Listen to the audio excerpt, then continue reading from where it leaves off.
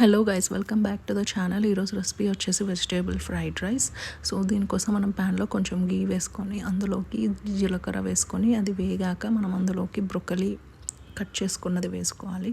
దాని తర్వాత కట్ చేసుకున్న క్యారెట్ అండ్ దెన్ పీస్ కూడా వేసుకొని వాటిని కాసేపు సాల్ట్ వేసి వేయించుకోవాలి. సో ఇవి బాగా వేగాలి కాబట్టి మనం కాసేపు దాని మీద లిడ్ పెట్టి ఉంచితే అవి త్వరగా ఫ్రై అవుతాయి.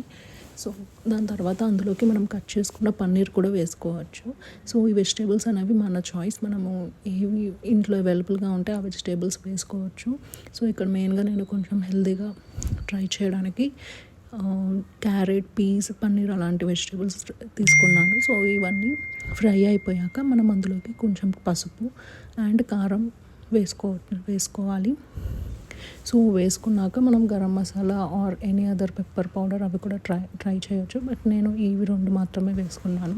సో ఇది కొంచెం వేసి ఫ్రై చేసుకున్నాక కొంచెం వాటర్ పోసుకోవాలి. సో దట్ మనము వేసిన స్పైసెస్ అనేవి ఫ్రై చేసేటప్పుడు మాడిపోకుండా ఉండడానికి. సో ఇదంతా ఫ్రై అయిపోయాక మనం అందులోకి రైస్ ఉడికించినది వేసుకొని కలుపుకోవాలి. అండ్ సాల్ట్ వేసుకొని మన టేస్ట్కి తగ్గట్టు అడ్జస్ట్ చేసుకొని కాసేపు మిక్స్ చేసేసుకోవాలి. నేను లాస్ట్లో చిల్లీ ఫ్లేక్స్ ఉంటే చిల్లీ ఫ్లేక్స్ కూడా వేసుకోవచ్చు. సో అది వేసుకొని కలుపుకున్నాక recipe ready, healthy and tasty fried rice.